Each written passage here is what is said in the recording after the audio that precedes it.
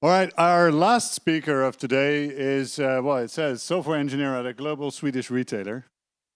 I wonder which one that would be. But they had a very, very interesting journey, and we were very happy to, well, actually, when we invited you, we thought, well, you're just around the corner in Sweden, right? So that's nice and convenient to have somebody not too far away that has an interesting story, but for some reason you tried to evade us and went all the way to Canada, right? That's true. Yeah. We'll talk about that later, but I definitely need to figure out why that happened. Anyway, but the last story of today, please welcome Shopey. So,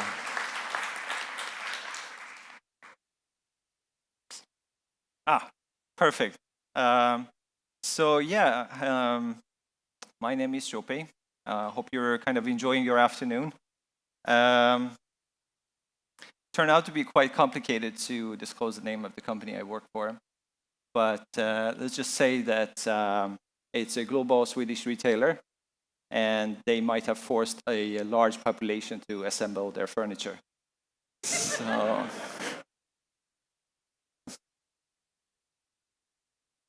So we've been at sales order management and that kind of sales orchestration tool for a while. We actually started back in 1985.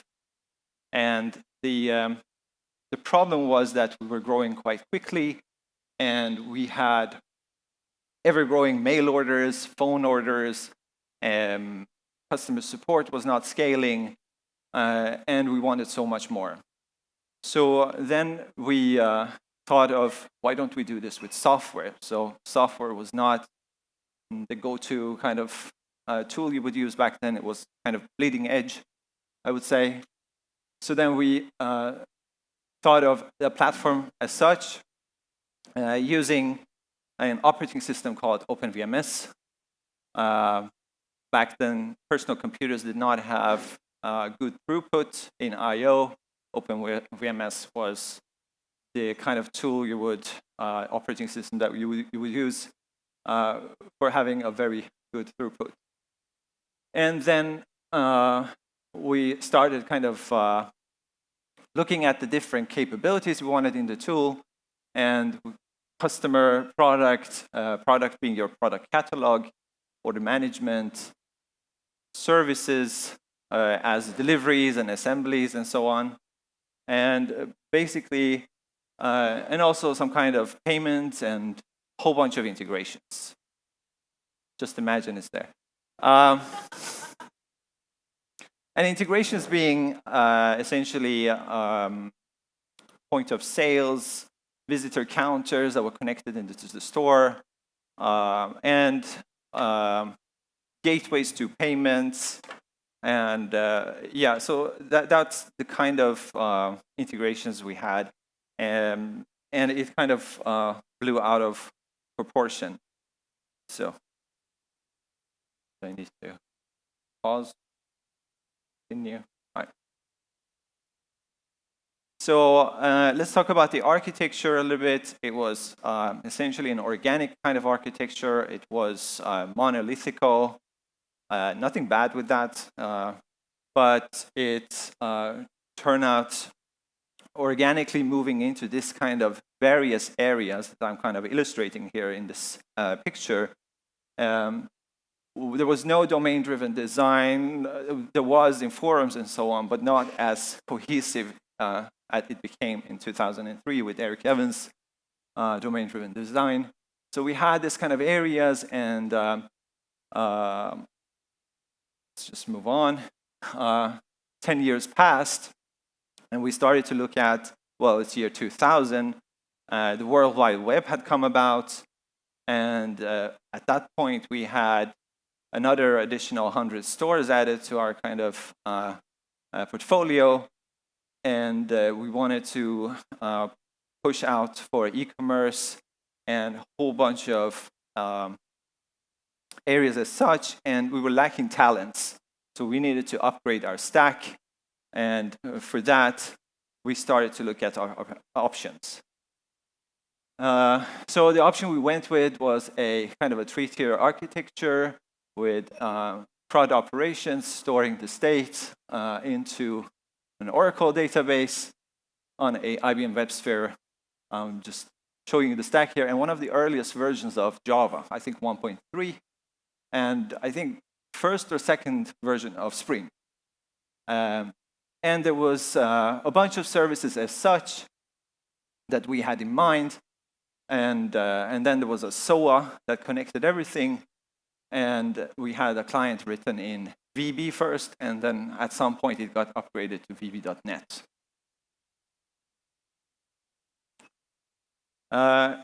And we also, at this time, roughly, got very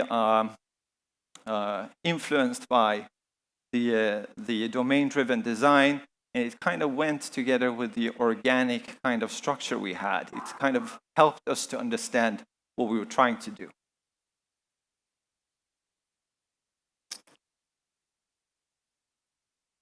So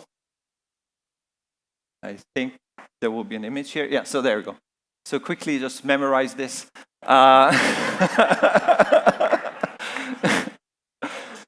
So we ended up with a bunch of services. Each of them, there's one service per domain. That's how we saw it. So a customer would be basically a business component service. I think a speaker kind of talked about that earlier today. And we had our product as one service, and services, payment, and sales, and then we had two odd ones in the end. And of course, there was already 10 years of feature gap to caught up with. So in order to handle that, we had to integrate to our older version down here to maintain that gap and slowly kind of move it in. But we didn't think that was fun enough, so we added another 30 integrations just to kind of make things exciting. But the last two components there, that was kind of a bit of a, not completely a domain as we saw it. There was just side effects, things that didn't fit in. And one of them was the business events. And the business events were basically, since we had CRUD operations on our application, business would come and say, could you somehow capture when we have communicated with the customer? And we were like, okay, we'll just log it out for you. So we did that, and then added some search capability to it. But then they would come every now and then and ask for more. And that was quite annoying because they were kind of destroying our beautiful CRUD application. So yeah, it's in that corner right there. All right. So just to recap a little bit, so this was the domain-driven kind of design we came up with, one domain per service, and then we had these two odd ones that I talked about. And the business events was essentially us capturing things we lost in the CRUD operations. And we, in the beginning, it was just logs, but it became very annoying, and we built a service for it. And we got rid of business and all their problems. They were just trying to mess with our CRUD. Yes. Right. So 2016 came, and Obama left office. Had nothing to do with us, but it's a fact. And we also wanted to modernize again. We had some issues with our domains. I didn't mention, but each of them was roughly 1 million lines of code. And then we had 1 or 2 services being even more. The team was quite huge. We were in the kind of double digits. And there was, again, a force for, we had a lot of collisions between developers because as soon as we wanted to change one service, we had to change everything else. And so we needed to do something about it.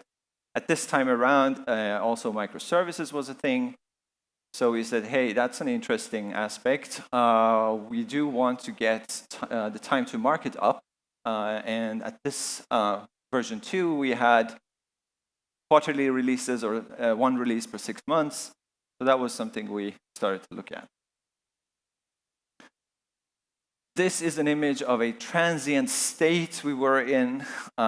So the idea was that we would scale up a capability, let's say a sales domain, and we would identify each of those being a microservice. And then we would target the kind of repository, and then essentially at some point in time, each of them would have their own repository. We started experimenting with Kotlin and various clouds. We ended up with OpenShift in the end. And then we also changed our client to C#.NET and got rid of this SOA. Here we also implemented REST API with maturity level 3, which is basically you have links and it's more discoverable APIs from a developer perspective.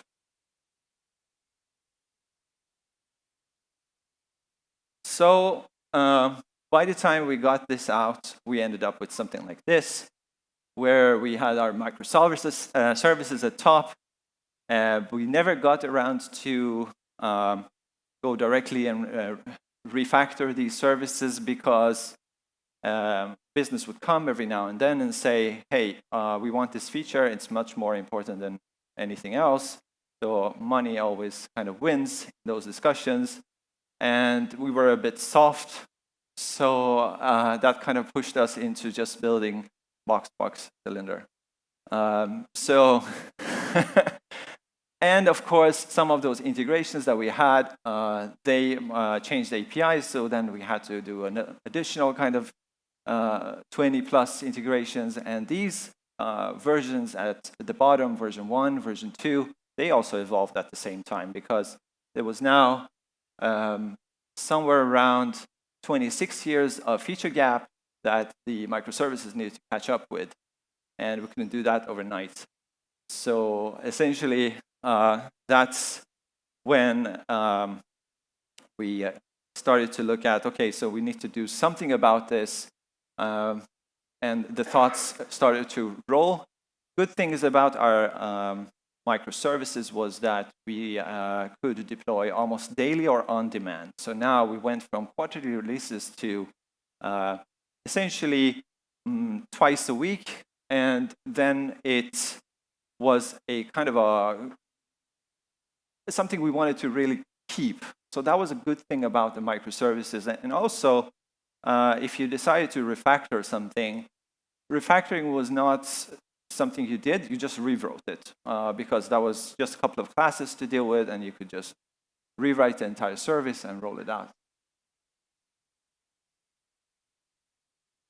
So that kind of is the landscape challenges that I try to picture here. And in another way, now we are in 2020 in the timeline, and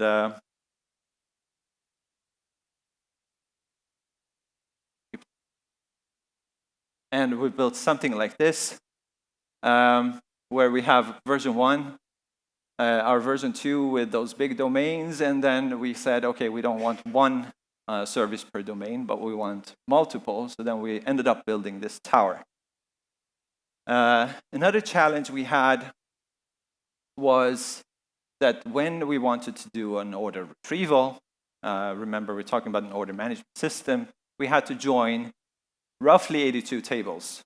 And then if it was in a big order, it would take a while to retrieve it. And at the same time, on the way up, we had to cross-correlate that with various logistic systems to make sure that what we actually had was the latest one. So yeah, it took a while to bring that up. And this was definitely something we wanted to address. And this is where we started to kind of look at CQRS and search for how do we kind of remedy this issue. So we're starting to kind of come into the realm of CQRS. And we've also had the business events earlier on, but when you go back and look at the table, all you see is essentially that business wants something like this. They want to know when an item is added, when a service is added, and when the order is created. And if we are able to capture those transient states, maybe we can stay ahead of business and not have those annoying conversations for once. So in the process of kind of getting there, we had now roughly, I would say 30 years of legacy code running in production, and we are in 2020. Is everything used?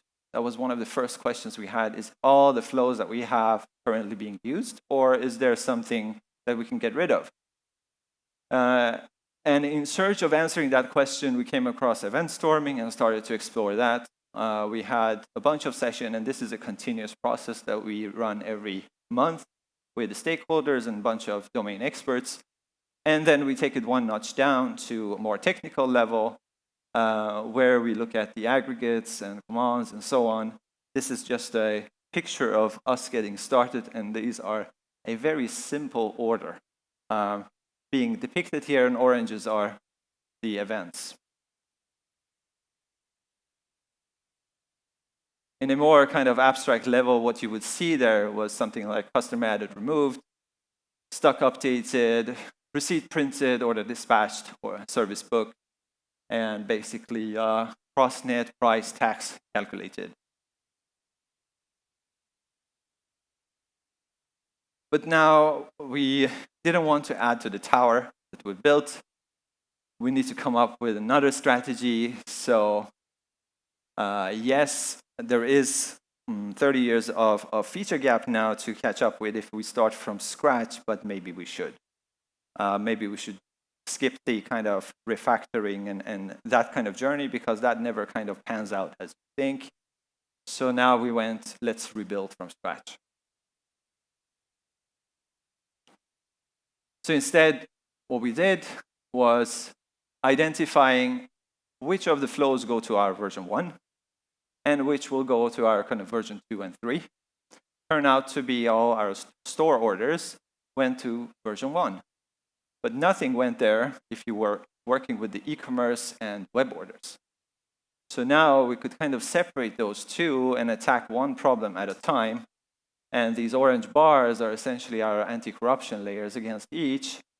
And we could freely build a new system in between and work with one set at a time.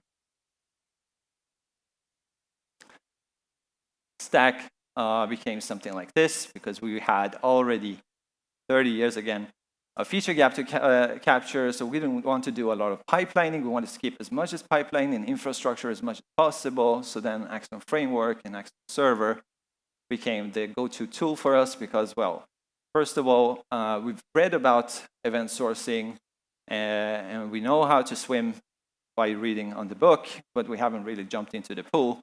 And Axon Framework seemed to be a good framework with a square for us to kind of move around, but not do kind of crazy things that would put us in a bad position.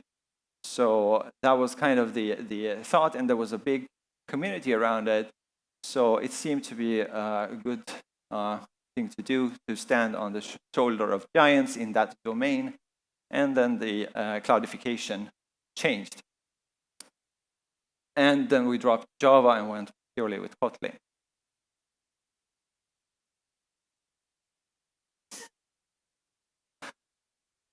So in a very simple depiction, this is not accurate. I've simplified it. But you would have the anti-corruption layer against the old system, and then you would have essentially something like this, where you would have at the top, you would have two microservices. And their job was to, so this is just one flow out of many. This is for order creation, where we want the old clients to get onboarded. And the API that we provided for the old clients was nothing we want to keep. So then we protected ourselves with a microservice. And that layer, what it did was it was a REST API that took basically a a payload, converted that to a command, send it off to our broker, in this case, Axon, and that one found out where is my command handler. It was in the order aggregate. It made a create order command. The create order command sent out an event as a result, and that ended up in our event store, order created. And then order created was then listened in by another event handler, and that event handler made a call to several integrations to enrich the information, and then it would execute another command, which would say, now the order is placed. And we had 2 query models, each of which did their job. So now our order retrieval went from a couple of seconds, 5 seconds, 4 seconds, I don't remember exactly, to 10 milliseconds. So at this point in time, we were experimenting with this. We were a very small team, and we needed all kind of political gains we could get. So one of the earlier releases we did was do a performance test between the old one and the new one, and there was like a 2,400% performance gain. And it became a viral in the company, and we got more money and support. And then, of course, something else came naturally, and that was the order history. And then we had, again, a kind of a protection layer against the external world, because all other systems were interested in knowing when the order was placed. But then maybe we didn't want to expose that completely. So we had our own internal version of our events, and then the egress event there took care of converting that to an external model.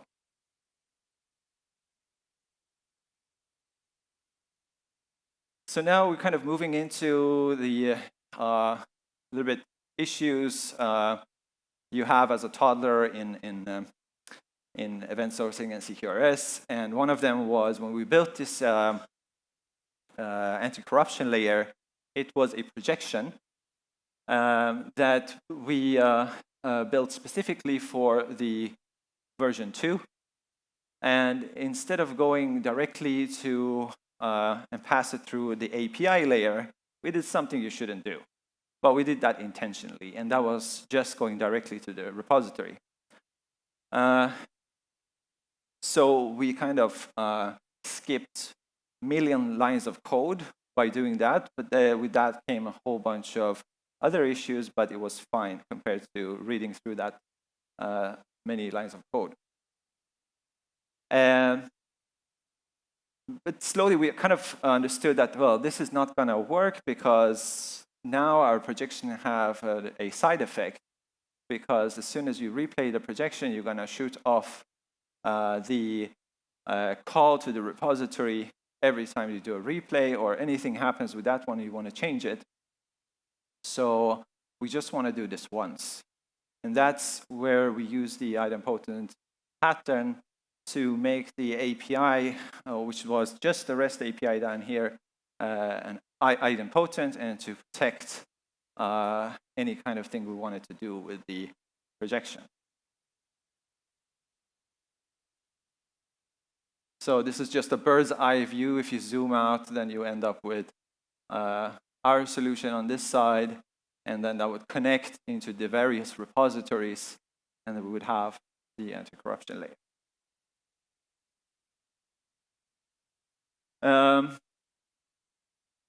Another interesting thing that happened was that as soon as we started with this journey, we started to think about our failures. And failure, usually when you build a system, you think about happy flow. But here we had to actually think about our sad flows or exceptional flows and failovers up front. Since we did this microservice with the order creation at top, there was no axon in between, yet all we did was shoot off a command, and that command could fail if axon was not there. You could send that back to the client and say, hey, deal with it. But the mentality of the client, since it was an older version, and of course, the way it worked is a web checkout flow. the customer was long gone and payment has already been done.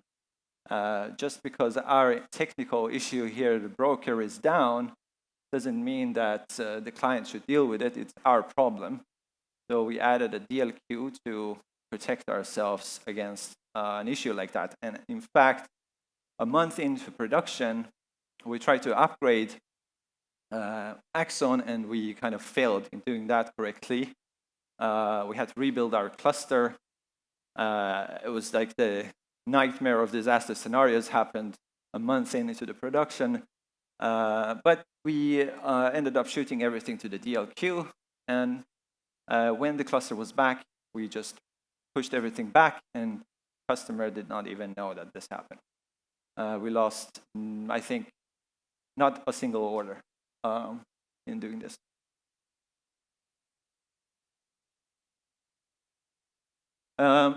Yeah, so I spoke about this earlier. So one of the early things that happened in our system was that we would get an order created command, and that would generate an order created event, which would then be listened to by an event handler in our order aggregate, and then that one would enrich it. But the enrichment went to an external integration, and sometimes that didn't work. So then what you could do is that you could just retry and retry, but if it's completely down, it's quite pointless. And one of the naive things we did with that was we added exponential backoff. Well, it kind of cooled down the system a little bit, but we get thousands of orders coming in every hour. And it just made things very fun, because then you would scale up our production into madness and waiting for the connection to come back. So what we did instead was we shoot everything into a DLQ and used a circuit breaker pattern where the circuit breaker would check if the connection is up. And by the time it came back, we would know, and then the circuit would close, and then we would shoot everything back. So that was one of the things we also learned along the way that you could, end up having as a problem.